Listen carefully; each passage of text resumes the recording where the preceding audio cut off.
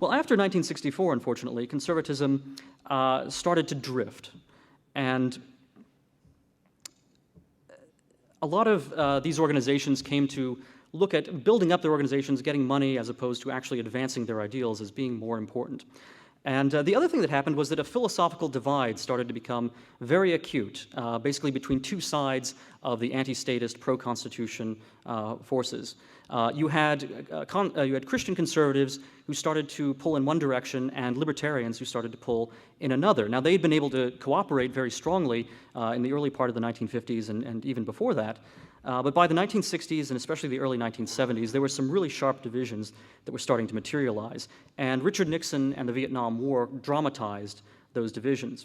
What happened was that, in fact, the libertarians and the Christian conservatives still had a great deal in common. They both wanted much smaller government here at home.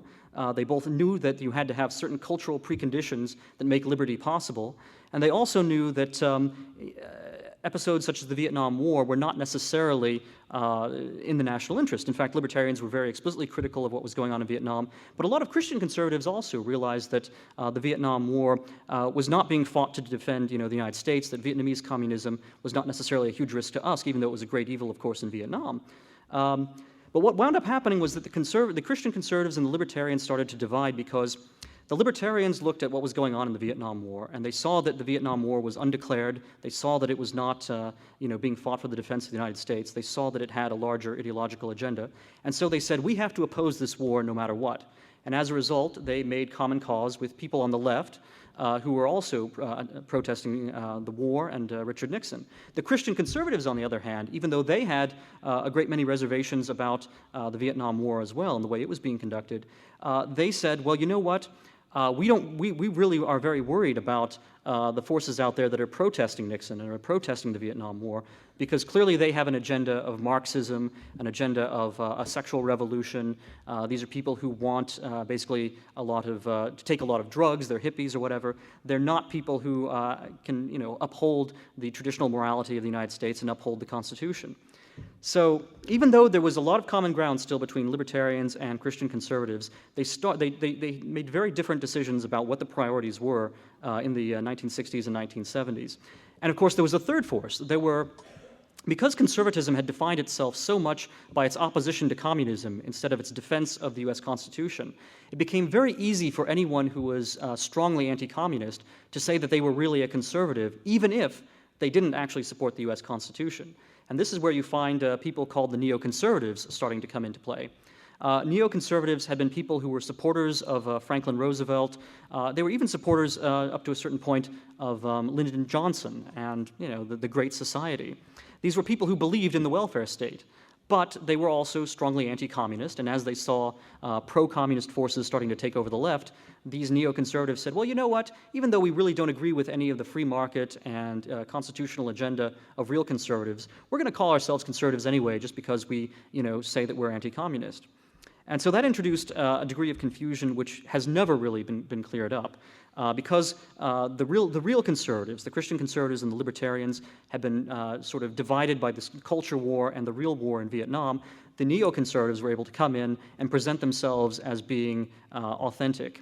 And what they did is they tried very hard to win over a lot of the old traditional conservatives and drive a wedge between libertarians and traditional conservatives, Christian conservatives. And they were pretty successful as long as the Cold War was going on.